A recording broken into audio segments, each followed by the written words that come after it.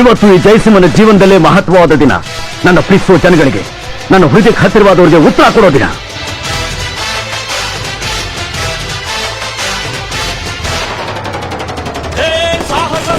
ಸಾಹಸ ಸಿಂಹ ಮೆಟ್ಟಿ ಬರುವ ಜೋರು ನೋಡು, ದಿಟ್ಟ ವೀರ ಪಡೆಯ ನೋಡು, ದಂಡು ದಾಳಿ ನಡುವೆ ಕೂಡ ಗಂಡು ಗಲಿಯ ಬಿರುಸು ನೋಡು, ದಂಗೆ ಎದ್ದು ದಂಗು ಬಡಿಸು ಬೆಂಕಿ ಚೆಂಡಿನಾಡ ನೋಡು, ರಕ್ತದಲ್ಲಿ ಬೆವರು ಸುರಿಸಿ ಕೋಟೆ ಕಟ್ಟೋ ದೊರೆಯ ನೋಡಯ.